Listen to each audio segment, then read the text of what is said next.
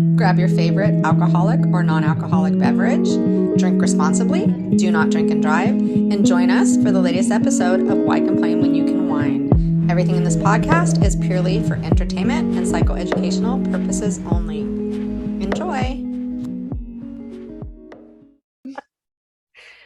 Welcome to Why Complain When You Can Whine, making sense of the senseless, three professional women attempting to make sense of toxic nonsense while drinking wine.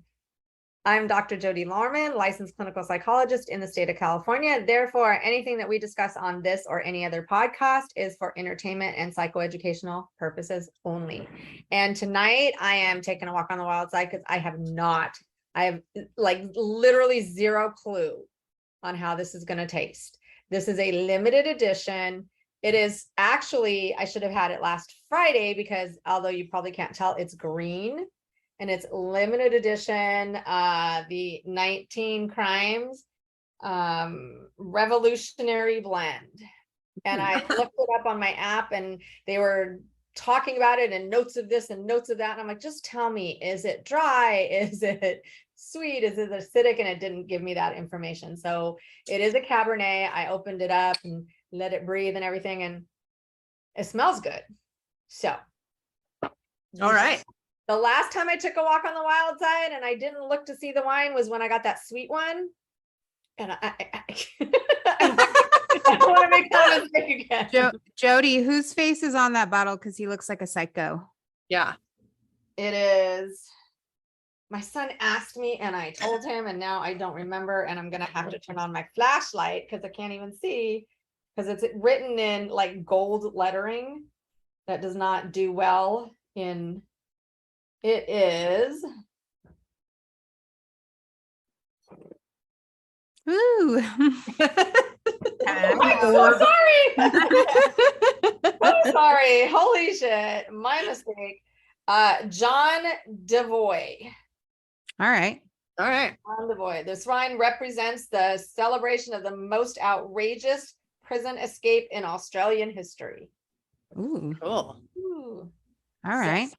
And my glass is, sadly, they just got knocked out of the NCAA tournament to Gonzaga again for like the third or fourth year. However, my UCLA Bruins are still my tried and true, and I bleed blue and gold. So I'm wearing this. I'm drinking out. I have not drank yet. Believe it or not. So make sure you don't drink too much or you will wear it. Yes, I will. And I have a stem, so I have to be very careful. This is going to be a mess. Very careful. It's already Don't say that. Don't say that, Heather. Knock on wood. Hi, I'm Heather, licensed professional counselor and domestic violence survivor. I am drinking, we're back on Talon wines because I have like 6 of these bottles, but we're doing the Pinot Grigio this evening. Yeah, I'm switching.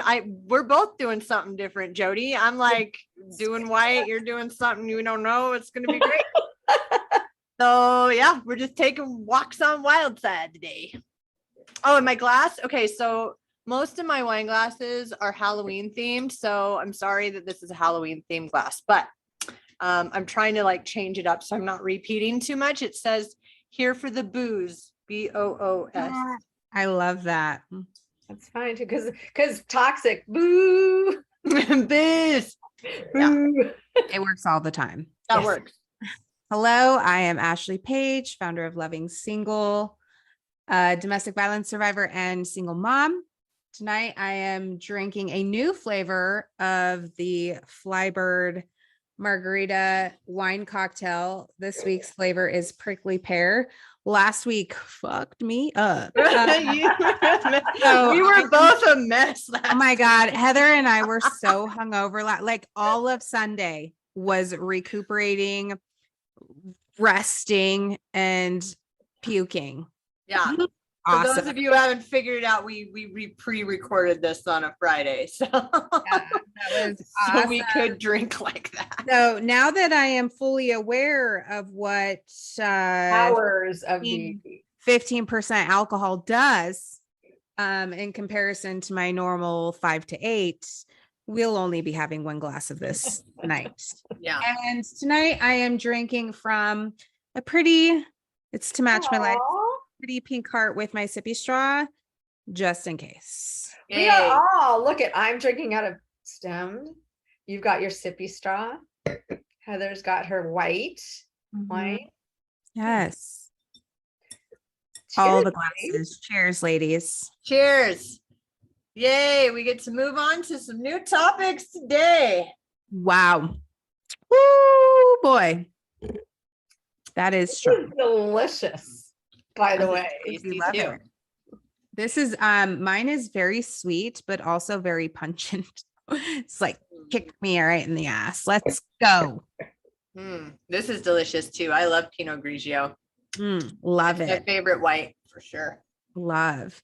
So this week, there is one thing that is predominant in the news, and it is the banning of TikTok. And I think it's an excellent topic for us because as survivors, we are accustomed to people attempting to silence us, especially over the last couple of weeks. And also, I think it's great to discuss with listeners how abuse tactics work the same on every level, whether it's inside the home, in a romantic relationship, abusive parents, family members, all the way up to the government. So let's make sense of the senseless. If anybody watched the hearings, they'll understand it a whole lot more, what we're talking about.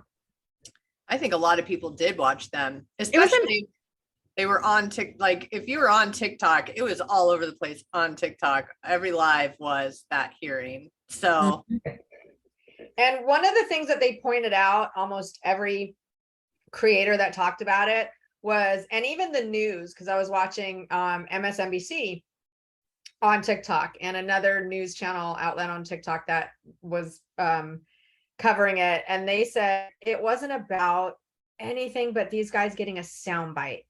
They just wanted to get their moment on TV, get a soundbite in there, as ridiculous as the things that they said. Like, why does TikTok need to know where your eyes are when they put sunglasses on you? But the entire thing was preposterous, right? Because first of all, as an American citizen, I was so embarrassed, first of all, to call myself an American, knowing that these are the people we've elected into office to represent us. Secondly, I was humiliated by their lack of knowledge. They don't even know what fucking Wi-Fi is. And the simple fact of they didn't provide any actual proof. right. Which is typical of what we see when we're dealing with narcissistic, abusive personalities. There's no actual proof. There's no actual evidence. It's all of this pandering to further their own agenda and creating this crazy narrative in order to instill fear tactics, intimidation, and control. I do want to say before we continue, this is not political. We are not getting into politics, which side, this and that. No, we are looking at this from the view of toxicity from anybody. Mm-hmm. So it doesn't matter. We're not going to get into, well, it's because you can't even get into that because it's a bipartisan issue. Every side, like both sides were unanimously inept and idiots. Like just buffoonery, toxic buffoonery. Because it was like watching the CEO of TikTok basically be abused by a bunch of toxic buffoons who are scapegoating TikTok over fear, like supposed fears about national security and data and things, when that problem is actually a much greater problem that belongs to not just TikTok, but Facebook and Instagram and everything. But TikTok gets to be the scapegoat, which is because TikTok is Chinese. Well, and what's interesting about it is, I don't know if you guys saw the video of of shows talking about the CEO talking about how he actually met his wife. Oh, Not in only he Virginia. was born in Singapore, and then he went to school Here. in Europe, and then he traveled to the United States. That's where he met his wife In Virginia, very in close to Virginia, Washington. and like about all of the measures that they've taken, about how China doesn't own TikTok. Project Texas. He talked about Project Texas, explaining that everything goes into American, and the guy from Texas says, stop using the name Texas. We don't want you doing or using Texas to represent Chinese stuff. Yeah.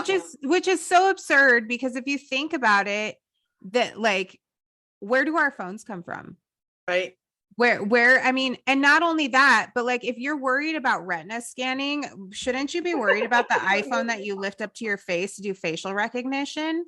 Like, and you're worried about the gifts that people send people during a live, like just the absolute lunacy. Yeah. Not only that, but in Texas, Project Texas is where our data is supposed to be going, on American soil with American workers. They didn't name it Project Texas just because they picked a state. It's because that's where it's located. That's where Oracle is located, in Texas. And Oracle is where they're putting all of the data to be overseen, if you will, by American. But he explained that, but just like in any toxic relationship, you can explain the truth. But what is the toxic person going to do? Not about the truth. No, it's not about the truth. And then they tried to say it's about protecting our children. I'm just curious, Like where they give a fuck. Where the fuck were they during the entire Balenciaga scandal? Where the fuck have they been in regards to child trafficking, child exploitation? Where the fuck are they when it comes to the foster care system? They're not concerned about our children. They were utilizing their children and their poor parenting and placing the blame on TikTok, which is hilarious to me. There's a picture of a gun that my kids are gonna see. Like, your kids see guns every day. And if you don't want them to see guns, then ban guns. I mean, stop lobbying for guns. Stop lobbying for guns if that's your fucking concern. Instead of what about all the movies we see guns in? What about all the movies? What about all like fucking video games? We're gonna ban video games. They've always been a problem. Like music videos, or the conversation. Like, let's talk about our children. The conversation I've had multiple times about the game Roblox. Yeah. And what that's doing, not because the game itself is bad, but because of child predators coming into the game and luring our children. What about that? And I'm not, okay, people might hate me for this. I don't care. I still stand by this. Like, one of the Congress people or whatever said, well, if my child, and how do you explain to my child? It's like, I'm sorry. TikTok is not the parent. You are the parent. And if your child is on TikTok all day long and you have no clue what's going on, that's on you. And it's not on TikTok to say, I'm sorry, get off now. It's on you to know what the fuck your kids are doing. And that's why there's parental controls on phones too. Well, I mean, let's go all the way into it. What is the pandemic, the epidemic that's currently happening in the United States right now? Fentanyl. Yep.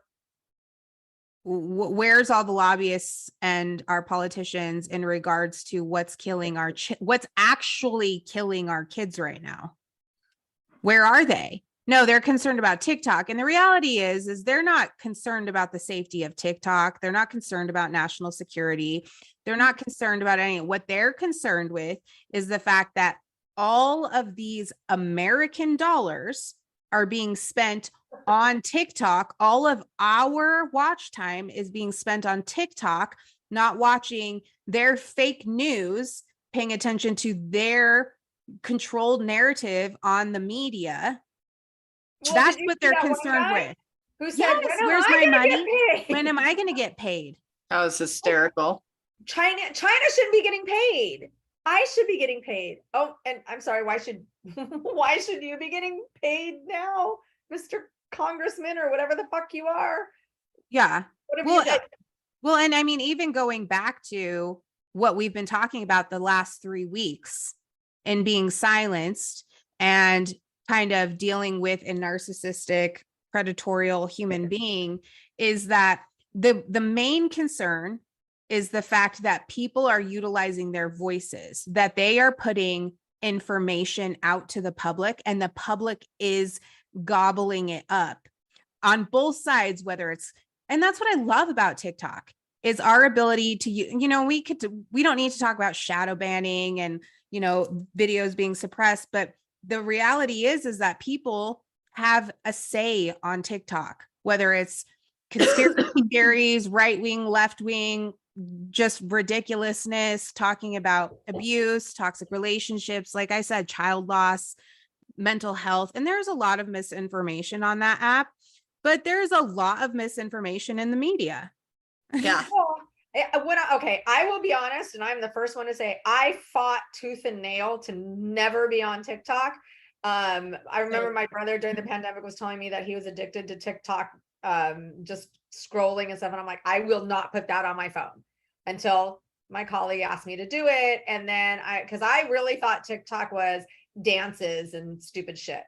And when I got on TikTok, I was like, wow, this is, if you look for it, you don't even have to look for it. You look one time and then your algorithm's going to send you to it. But They created the best algorithm in the world. That's for sure. There's so much information. I mean, you have PBSs on there.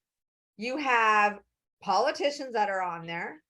You have companies that are on there. Like I said to someone, oh yeah, I'm on TikTok, I'm so embarrassed. And they're like, don't be embarrassed. It was an attorney. And he said, I'm on there too. So I literally thought it was just kids, but you have all genders, ethnicities, races, professions, everyone on there. Not all the information is correct, but like you said, not all the information that you get on the news is correct. But I got so much. I mean, I was telling my friends, haven't you heard of this? Haven't you seen this? And then it would come out later in the mainstream news, but I got so much information. TikTok surprised the shit out of me. And that's what these people in Congress also, this is another tactic. You don't know what the fuck you're talking about. You've never been, done, tried, had, whatever. And now you're telling me that you know everything. Yep. That's how they are. Professional gaslighters. And the nice thing about Show, like during that whole thing, was that he has mastered the art of not being emotionally reactive to these people that are jumping down his throat, and his ability to gray rock essentially a bunch of bullies was really impressive to me. He tried his damnedest to have his voice in that whole thing, even though they continued to talk over him and interrupt him and just tell him at one point that he was living in a mystical world, like total gaslight. He said, can I answer the question? And they said, no, your time's up. I reclaim my time. I reclaim my time. I heard I reclaim my time one more time. I'm getting it tattooed somewhere because it's apparently that special of a statement. It's so typical though. It's like, let me explain. No, because even if you try to explain, I'm not listening anyways. I already know what I want to know. The narrative that you give me is not my narrative, and therefore I refuse to even believe it, listen to it, give you the opportunity. And every time you try, that's another thing they did. He would say something and they would be, again, deflect. Or they would say yes or no, just a yes, like for a question that is going to have a nuanced answer, they limited it to yes or no and wouldn't let him elaborate on anything. No. And so Does it nobody got any access- information from this. Yeah. Does it access Wi-Fi? Yes. See there. Okay. Right there. Right there. You're His wrong. Right his there, reaction you're to does TikTok access my Wi-Fi network was so great. It's like his face was like, am I being punked right now? Like, is this for real? He Well, put out and- another video today that was very impressive as well. Because It I was- thought if it was me, I would just fucking be ripping into everybody. He did But he such a was- good job. He was just like, I may not understand your question. Well, and his, the thing that's really backfiring on the US government right now is what they've done is they tried to vilify, and this happens all the time. The narcissist, the abuser, they're trying to vilify the actual victim or the hero or whomever. They're trying to vilify them. And the American public is watching this. And what I saw today was so much love for show, like just insane. Like, we love show, like save TikTok. Everyone unanimously was just, oh my God, I don't even want to say I'm an American. Like, so embarrassing.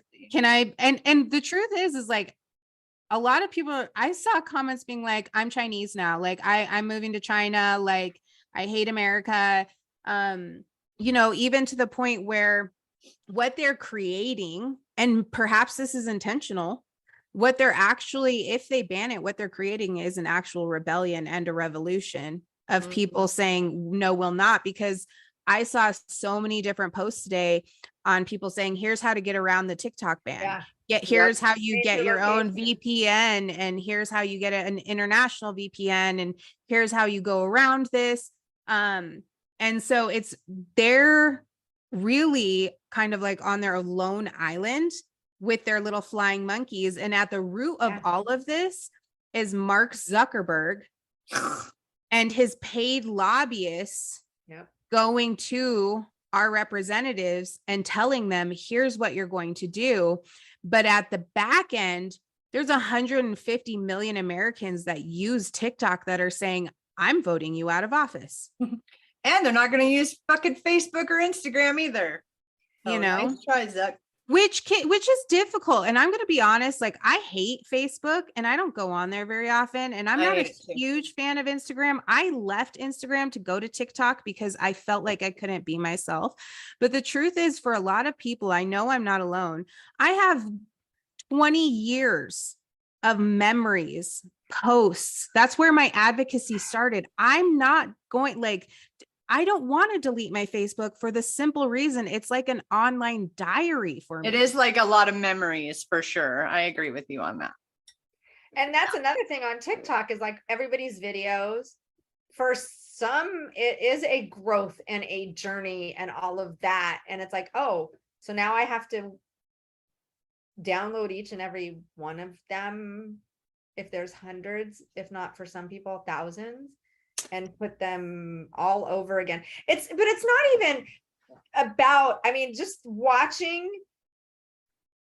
If you've never, and hopefully you never have been in a toxic relationship, you have just witnessed, if you watch this, somebody being silenced. The same techniques that a narcissist, NPD narcissist uses. And every time he goes to answer a question, and then when he answers it correctly, which, it's like, do you do this? No, we don't. It's like, well, that doesn't matter. We're going to go to this. And or they just blatantly were like, you're a liar.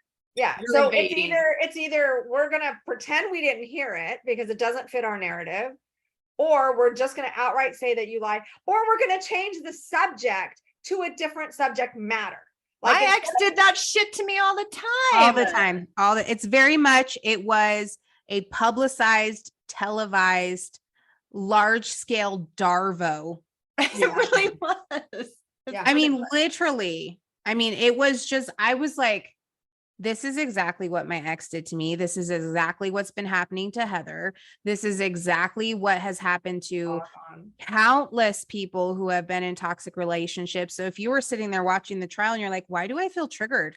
Why does this feel relevant? Why is this so familiar? because it's just a larger scale of the abuse tactics that they use in order to silence us and control us. And anybody who felt sad, sorry, any kind of feelings for a show that's never been in a toxic relationship and never believed a person in a toxic relationship, if you had those kind of feelings like, oh my God, he's going through, have those feelings now. When someone tries to tell you it's not worth the argument, I can't argue, this is what happened. Understand now, hopefully better, what we've all been through, what a person who, when we talk about Darvo, what we mean. Mm-hmm. I felt so bad. If that were me, I would have had such a hard time restraining myself. Mm-hmm. Oh my God. Mm-hmm. And this really this is where I want to bring up, because somebody had said to me that they were complaining about their significant other, saying that they were abusive. When the significant other laid hands on them, they were saying it was reactive abuse. And I said, I don't know the whole story, so I can't say if it is or isn't or whatever. But an example of reactive abuse would have been if Sho would have got up and started screaming back at them and losing his mind. Yeah. Because that's how reactive abuse happens. If you thought, oh my God, how is that guy taking it and being so calm and so respectful and so zen, then you understand. But you know what? I mean, he did appear zen, but as a survivor, I could see, it was very apparent to me, his frustration of not being heard and his frustration on their selective, like, what's the word I'm looking for? Their selective idiocracy. On, like, it was intentional. And you could see that, like, just like, yeah, there was that very apparent, I could read him and being like, there's no way that these people have been elected into office and they don't understand how Wi-Fi works. They are like, just the frustration. And I understand that, especially the last several months, of just the frustration of how obvious it is that they have no leg to stand on. They have no actual point of reference, and they're just continuing to push the end goal of, no matter how much evidence is brought to the table. Even he called out Facebook. If we're worried about safety, let's talk about what's happened with Facebook and their breach of privacy and release of information for their users. And it was just met with continual resistance. But I do have to say, it was commendable, his ability to control that, like, emotional, just that heightened, you know, I mean, because I was getting anxiety watching it. I was like, I can't watch this anymore. This is overwhelming. Like, I want to puke. Yeah. You know, me too. I was like watching it between clients. Like, this is another thing that they did that an MPD will do. If you listened, they kept saying China, you're China, and this is from China. And it's like, okay, let's talk about what we're supposed to talk about. But instead, they just kept bringing up China, fear mongering from China, and CCP and China. And the thing is, even when it was not part of the narrative, they brought it up. And that's, again, what an NPD will do. I'm going to keep talking about this. Yep. So that you don't talk about the facts. Like, well, you did this, you did this, you did this. No, that never, ever happened. That's not part of it. Yes, you did this. And they'll keep going back to the same thing that they want their narrative to be. Like, well, you cheated. No, I didn't. Well, you cheated. And they'll keep bringing that up, even though you're like, but I didn't. Let's talk about this. But you cheated. They'll weave it into the conversation in every chance they can, when it's totally irrelevant. Or it never fucking even happened. And like, that's they what love to accuse people of things that aren't even fucking happening. That's what abusers love to do. My ex used to do that all the time to me. Just accuse me of shit that was never happening. Accuse me of cheating on him and come at me with what he thought, what he said was evidence that was not actually evidence. And when I would tell him, hey, like, this is actually what this is, and I'm not cheating on you between clients at work, that's like ridiculous, then he would Darvo it and say that I was gaslighting him and calling him crazy when he wasn't. And I was like, no, that's not what gaslighting is. Gaslighting is making you feel crazy when you're not. You are fucking crazy. Like, that's different. And he would try and play those games with me all the time. And like, that whole hearing was just like this game, this like mind fuck. And Show was like, not really. I love how his name is Show, by the way. Like, that makes my whole day. But like, he was really good at emotionally regulating. And I think part of that too was that he had people sitting behind him supporting him. Like, and even they were saying, like, it's nice to have people behind you, isn't it? Like, to just kind of not only attack him, but attack the people that were supporting him in the room to make them all shake up. It was really a gross power move, but they all, like, part of, I think, his regulation was to have support. And like, that's why I've said this whole time, like, get that support system in line. Yeah. If you're in some sort of toxic relationship, because that's going to be what gets you out and supports your voice and supports the truth and the reality of your situation. But here's also how they use stuff to weaponize. Again, he's from Singapore, studied in Europe, married an American, and all they kept bringing up was China. Yeah. All they kept bringing up was China.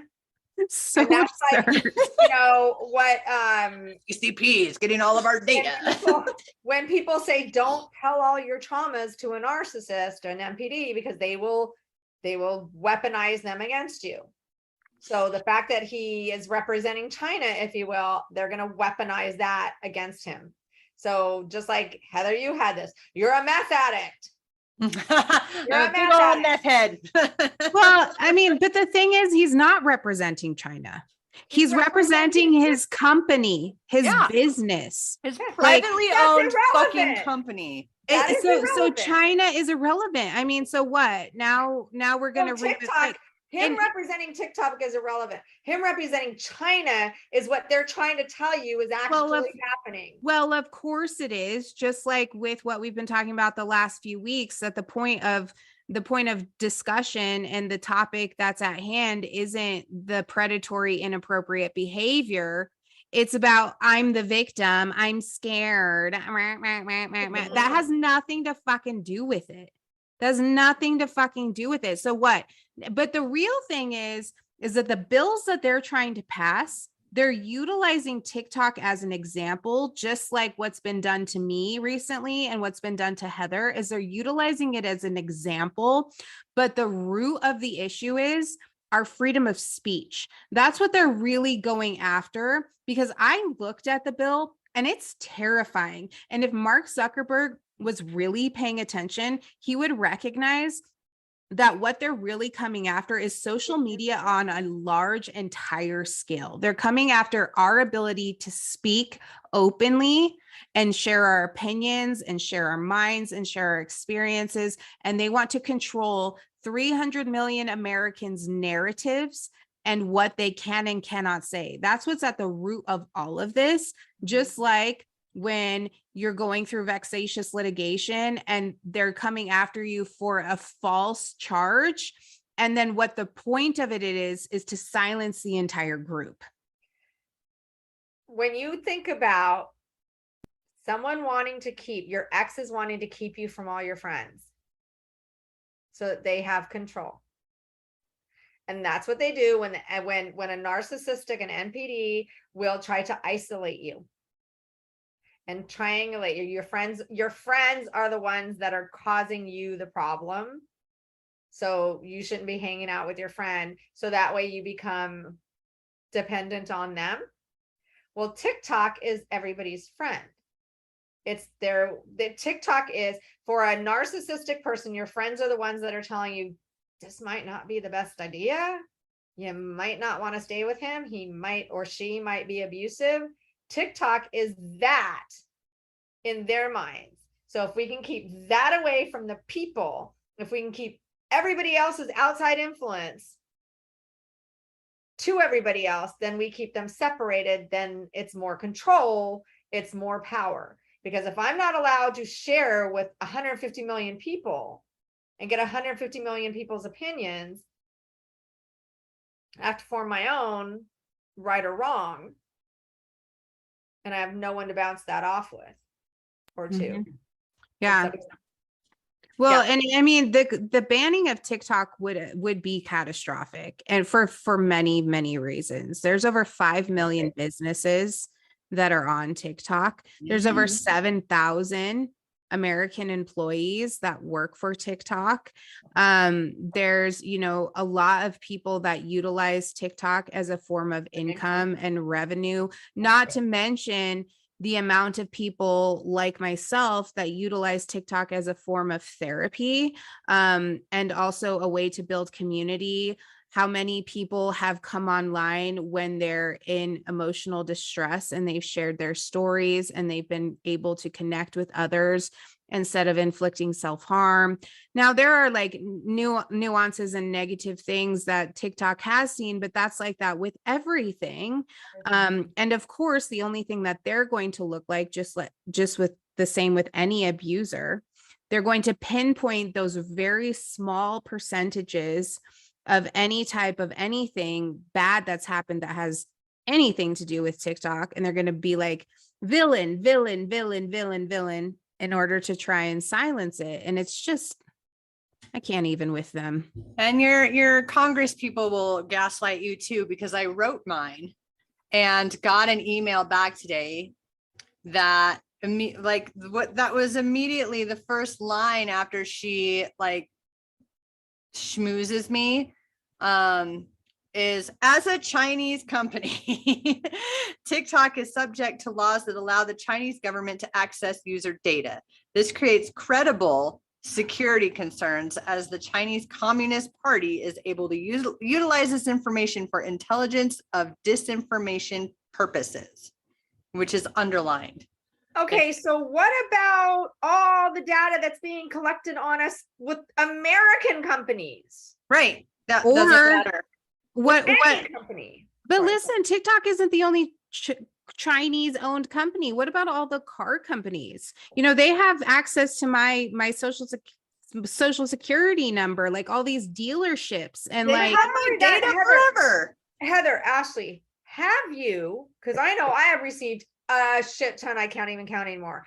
Ever received a letter from big and small companies saying, oh, there was a data breach or information might have been part of that? Yeah. Mhm. And it's from companies in America. everywhere. Yeah. Our And data then is fucking out there. the end of her lengthy email, trying to scare me away from China, and the CCP is, thank you again for sharing your concerns with me. As always, I encourage all constituents to continue to share their concerns with me by contacting my office or connecting with me on Facebook, Twitter, or Instagram. Of course, she doesn't have TikTok. I'm like, A lot of them do, though. I'm like, that's because those companies just paid you a shit ton of money to say that. You're muted.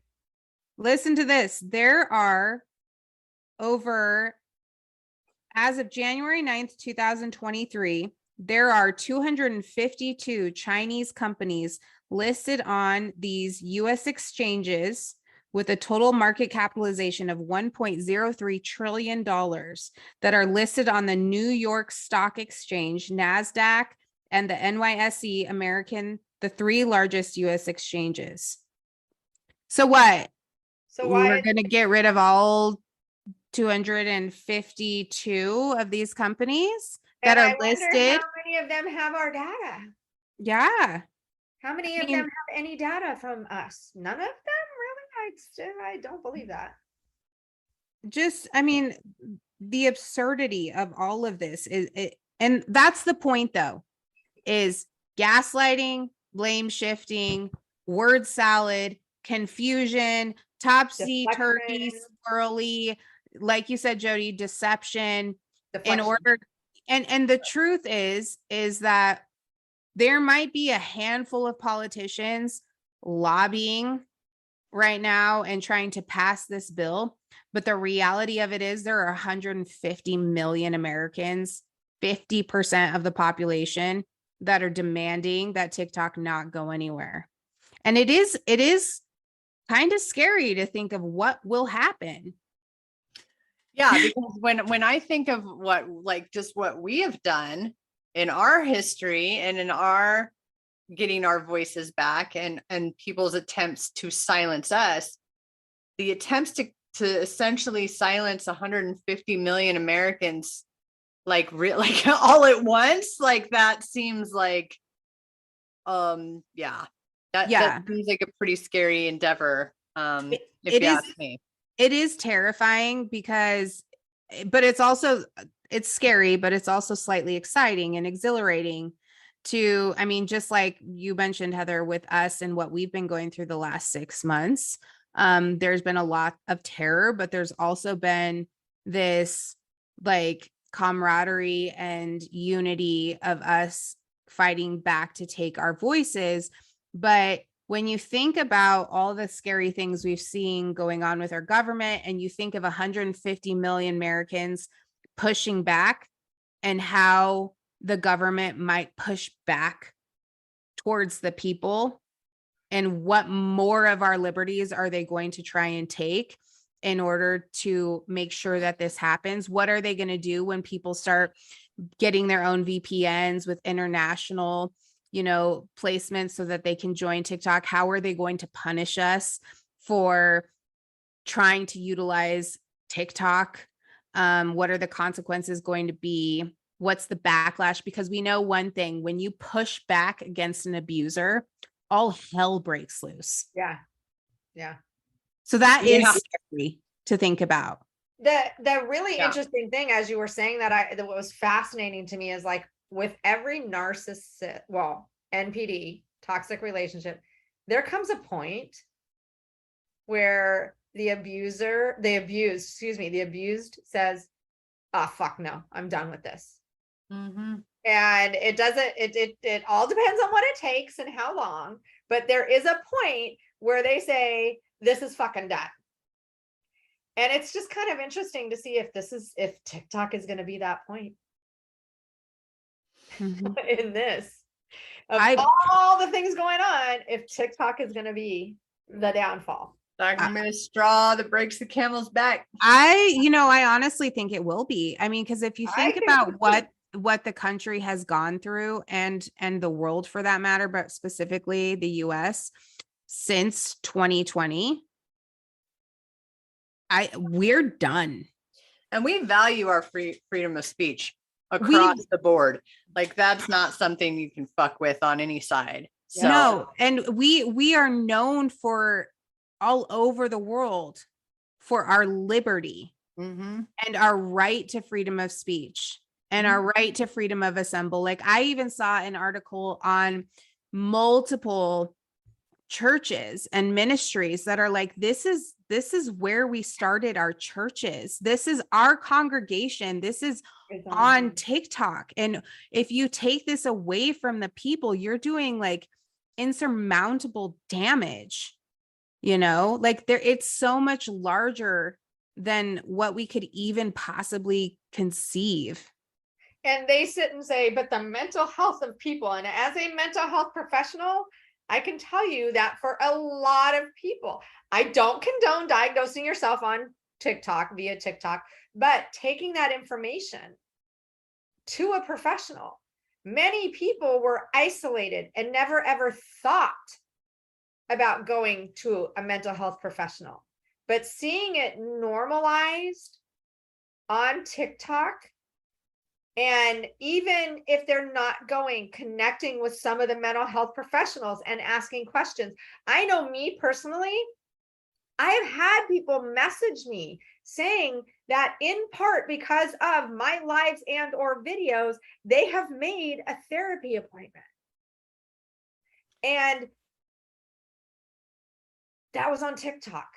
Yeah, I don't like, I have, there's a lot of women who have been abuse survivors, domestic violence survivors. And some of those women are close to me and my friends, but like when I was initially coming out of that relationship after he went to prison, I was really isolated.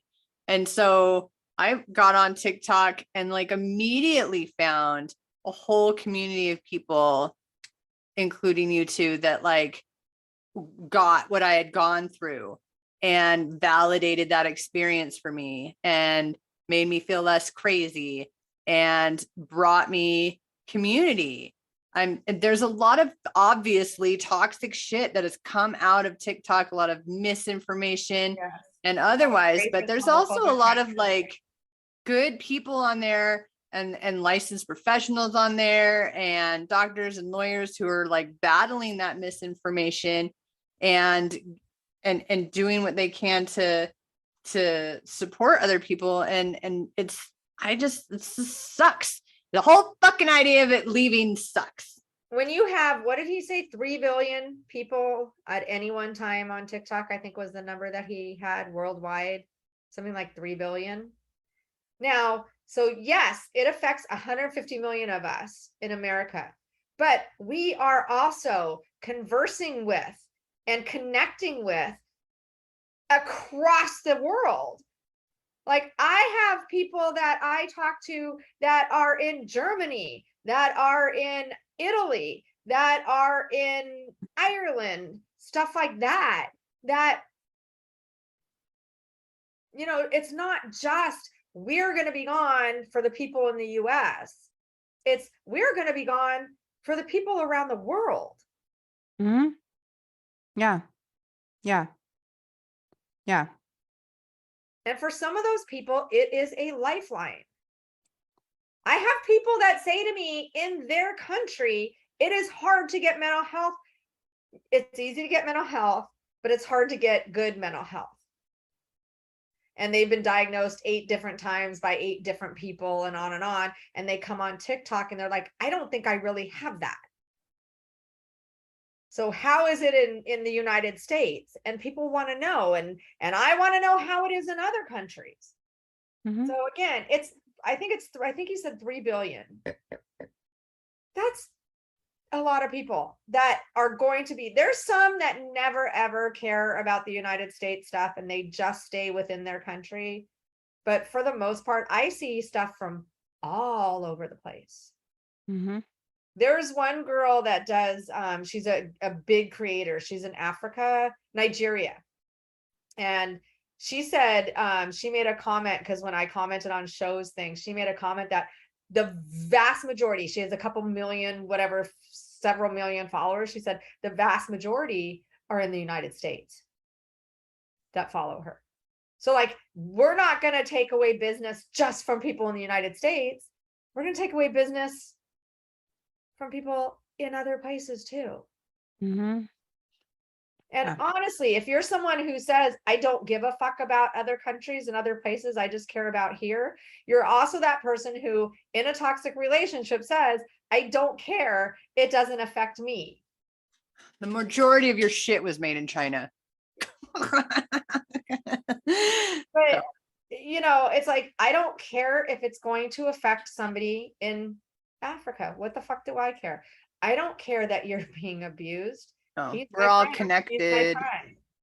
Yeah. Well, I mean, even if you think about, for example, you know, the revolution that was taking place in Iran after Masa Amini, the impact and the difference that the United States made in creating an extraordinary amount of noise over the injustice that was taking place, not only with her death, but the thousands of other deaths of Iranians there, and what was happening with the women and the children and the men that were standing up for women's rights. Like, America is known for being the voices of people all around the world. Mm-hmm. And if you know, we may only be 150 million out of the 3 billion, but our voices are very loud, and the rest of the world in many cases looks to the United States to be their voice. And so it is a huge hit to not just American citizens, but to the world population of our ability to speak out about things like that. Mm-hmm. And to just completely shut us off. And if they think that everyone's going to go to Facebook and to Instagram, I'm not going to go post on Facebook because to be completely honest with you, I fucking hate that app. It's very politically charged. But it's not even the same thing. Divisive. No, I It's can't. a totally different Yeah. platform. So No. TikTok is its own platform. Instagram is totally different. And you could go to Reels. It's not the same thing. It's TikTok still not is the very, same. very unique. It's in what very it does. unique. And, you know, the vast majority of people will likely go to a place like Clapper or Yeah. YouTube to continue speaking out, because it is YouTube is always going to be the big dog regardless. You're not going to get rid of YouTube. But like I said, it's not just, a lot of people are misconstruing the fact that it's not, like I said, it's not just the banning of TikTok, it's the passing of the bill that matters. Yeah. And the bill will affect our ability to utilize our free speech and our voices on any social media platform. If you, and I cannot speak. Under the Desk News on TikTok, she was there at the hearings and she did a very good recap. And she works for the LA Times now. She got her job with the LA Times by doing Under the Desk News on TikTok. But she has a whole rundown of what that bill is. And it is, if you don't want to read it, she does a good rundown. And it's very frightening. It's very frightening. It's, again, to put it in NPD toxic relationship, it's like saying, I'm telling you, you can't go out tonight with your friends. But what I'm really telling you is I don't want you ever going out on any night or day with your friends after this. Mm-hmm. Because if I have this control over you right now, I don't stop. Mm-hmm. Yeah. Stop. Yeah. It's very much, it reminds me of a piece of paper I received that said, not only are you going to not be able to talk to these people, but you also cannot talk to these people. And you also cannot talk about this. In effect, I'm going to take away everything that you care to talk about, and you can't talk about it. Not even publicly, you can even tell, but privately. Yeah. So I'm not only taking away what you can say, but I'm taking away who you could even say it to. Mm-hmm. Yeah.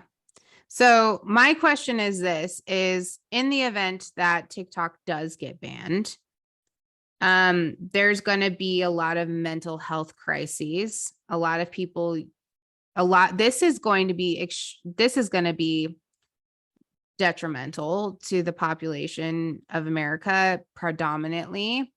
What are like some things that people can do in order to emotionally like regulate themselves? Because this is going to be a bad. So what are like some precautions that we can take in the event that this bill does get passed? One thing, this is just in general. I did a video a while ago on how to have a healthy relationship with social media.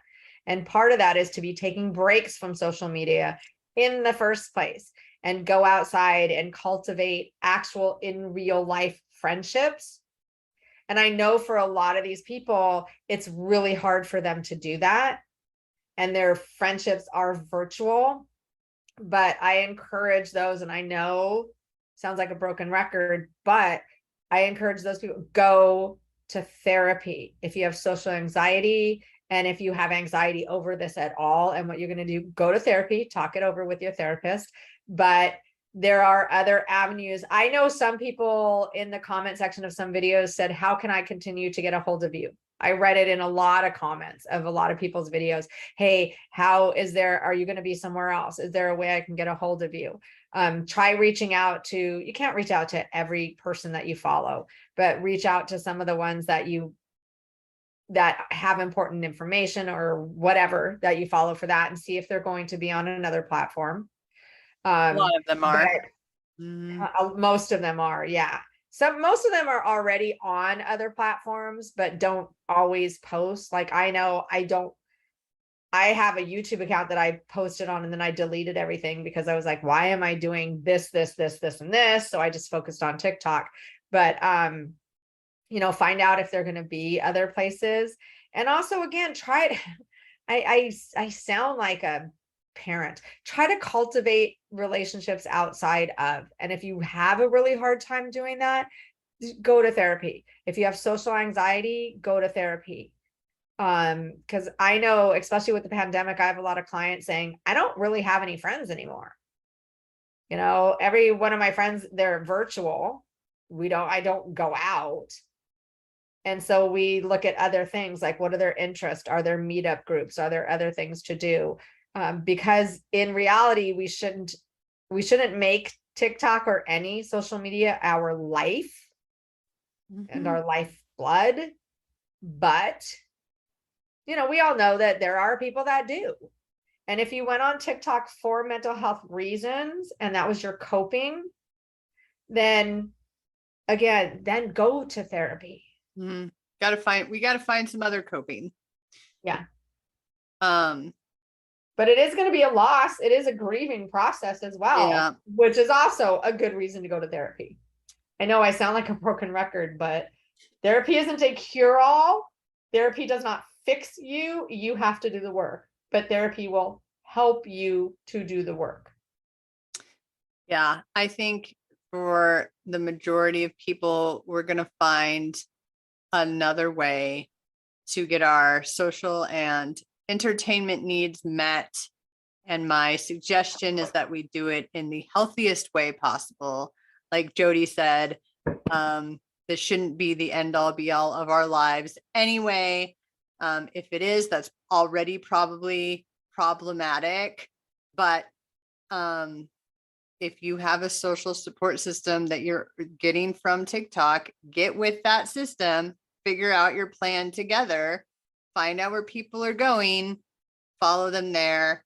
I know for the three of us, we all started Clapper accounts just in case. And then because I'm on Instagram, but I don't use Instagram as a public forum for myself. That's my private Instagram, and I don't plan on doing anything publicly there. But so Clapper would be where I would end up. And obviously we're here on YouTube. I was going to say, you can always subscribe and follow us here. Obviously we're here, but I think, my major suggestion is if this is the end all be all of your life, then we've already got a problem. And if it's just about getting some needs met, identify what those are. If it's social needs, if it's just entertainment needs, you're going to have to find healthy ways to get those needs met in another way, whether it's going back to Netflix or whether it's binge watching or whatever it is. We'll always find a way. And I think the other thing is, this is going to piss enough people off that we're going to get louder, and find another way to either get around it, like with VPNs and whatnot, or do something amazing and revolutionary, because we do that stuff together in this country. So I'm not too worried about it. I mostly just want to make sure that everybody knows it's going to be okay. Here's the thing. TikTok really took off during the pandemic when everybody was stuck inside and had nothing to do. And the unfortunate thing is, so many things have changed since the pandemic. And I know I have a lot of clients who are like, I don't want to go outside anymore. I'm not social anymore. I don't like people anymore. And we've kind of cocooned into social media, whatever platform, being our escape. So perhaps, and some of us forgot how to go out and stuff. So perhaps it's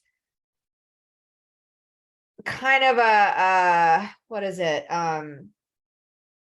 oh God, I'm gonna think about the word in a minute, but it's one of those things where it's like kind of a kick in the butt to, it's like maybe it is time to get back to, in a sense, pre-pandemic. You don't have to socialize as much, you don't have to do as much, but if you weren't on TikTok or any social media at all hours of the day and night before the pandemic, now it's over for the most part. Yes, for immunocompromised and stuff, have to wear masks and be careful and everything still. So it's a little different.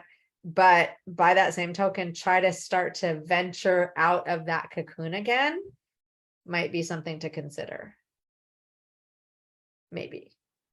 I know it sounds I mean, but the truth is I think a lot of people have created a dependency on social media. So, I think that, I think it is a good idea I'm going to be totally honest with you. I think it's a great idea for people to try and venture out regardless. But I think that there is, because of this dependency, and also in many ways, it's a form of an addiction for a lot of people. It's a coping mechanism and a comfort blanket. That, I think there is a balance. Once you rip something away from someone who thinks that they need something, it's not as simple as just going outside, especially like, I know for myself and a lot of other people who've been in toxic relationships or have mental health issues, that the reason that social media is so great is it kind of allows us the ability to connect without the physical connection. And there is a certain barricade, a safety barrier of us between people and relationships because it's online. So I think it's just going to be interesting, to be honest with you. It is.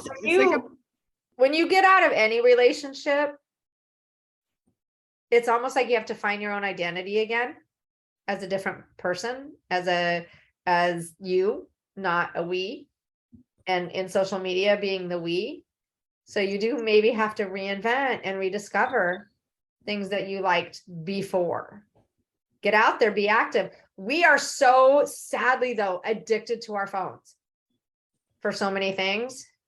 And so it's also getting off the grid for a little bit. The really shitty thing, like I went on a cruise, and I love going on cruises in part because I don't need my phone. And now they've changed the cruise such as you need your phone for everything. The menus are on the phone. To get in touch with other people, it's on your phone. To find out what's going on during the day. And so we're carrying our phones. And at dinner time, everybody's on their phone at the menu. And it's like, we need to get away from that and start to, again, learn how to reconnect face to face with people. That's kind of hard, but kind of figuring out who we are outside of social media, who we used to be before social media, because it wasn't around. For some people, it was around since the day they were born. Then they probably shouldn't be on social media at this point anyways. I don't know. I don't even want to know how many years it's been, because then I'll probably It's like, nah, it's been enough, because it's been enough. Facebook was around when it's been 20 years. Yeah, it's been around for a lot of people. But I think though, like, I think that it's a process. And I think, like you said, Dr. Jody, is just like reaching out to, getting a therapist or getting, professional help, and for me, it's like a lot of us learn how to overcome social anxiety, mental health problems, and the such online. So it's kind of a catch-22. But nonetheless, we're still going to be here. We're going to be doing our podcast. We'll be on YouTube, and who knows what's going to happen. The one thing I've learned enduring and surviving toxic relationships, control, and abuse is you have to just determine to keep going regardless. And you have to find a way to continue to use your voice, even if the route that you were on gets shut down. You have to be willing to take detours and to be going in other directions and just find the way. So I would just really encourage anyone that's feeling overwhelmed by this. That's what I did, is if I can't talk if I can't utilize this path, then I will find another path that I can utilize. And if I can't go this way or talk to these people, then I will build a bridge over here. And you have to just, survivorship is really about being resilient and determining to keep going no matter what comes your way, and to overcome no matter what tries to stop you and hinder you. And that resiliency is what allows us to continue moving forward. Mm-hmm. And a lot of times when, what is it that when one door closes, another opens, something else might come up to take this place if this is gone. So, and who knows, somebody that's on TikTok right now and really upset may be the one to discover it or invent it or create it or whatever the word may be. But again, social media should not be your end all be all. It should be a starting point. So if you, and for those people, like, this is a great opportunity for those people who have like social anxiety.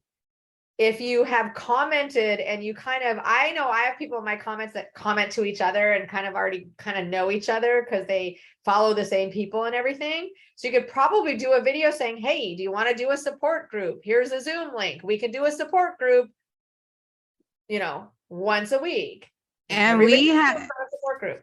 And we have a support group every Saturday morning This at is my 10 a.m. segue. This is my handoff. You know, we do have a support group every Saturday morning at 10 a.m. for women. And we don't just talk about toxic relationships. We talk about all things: life, womanhood, parenting, relationships, love, you know, and we just keep going. And and also this is an opportunity for a lot of people to really find their voice and use their voice, because there is going to be, like you said, there comes a point in every toxic relationship. And right now the government has a toxic, abusive, controlling relationship with its people.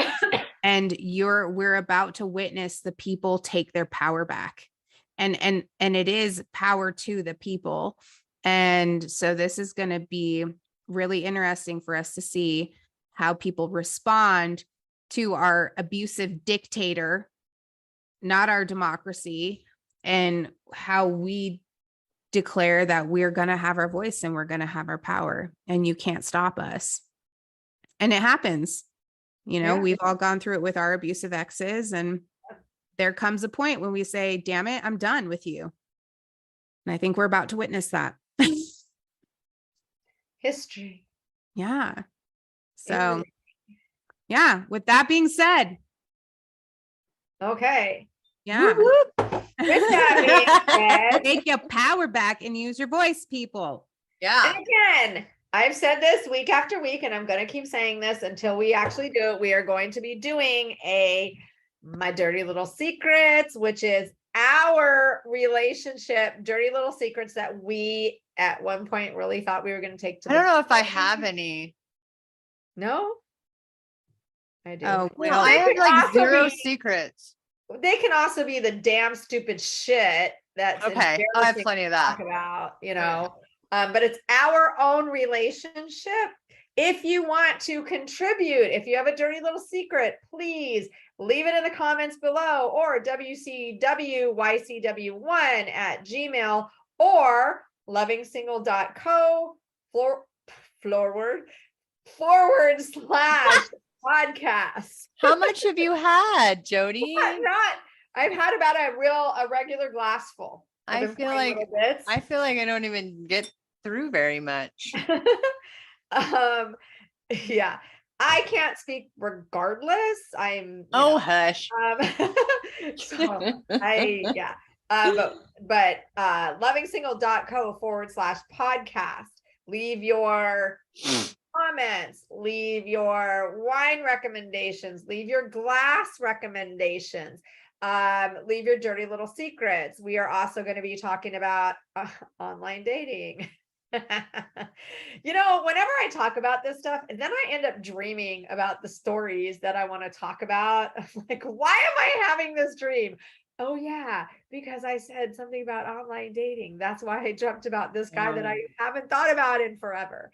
So so we're going to talk about online dating. So if you have any really funny online dating stories, again, if you want us to use your name or a pseudonym, yeah, then leave that. If you want to just remain anonymous, don't even want to say anything, you just want to tell us and you don't want us to talk about it, that is fine too.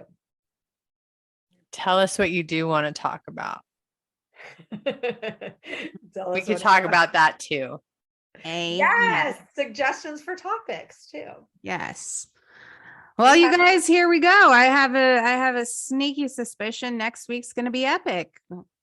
Yeah, and we might have some crazy updates next week for you too. We don't have any this week because everything's been dead in the water. So I will haven't been say arrested for 500 felonies yet. So our upcoming topics too. We have a podcast on eating disorders. We have a podcast on our empaths real. We have a podcast on CPTSD. So we have several podcasts coming up that you want to stay tuned. Click the subscribe.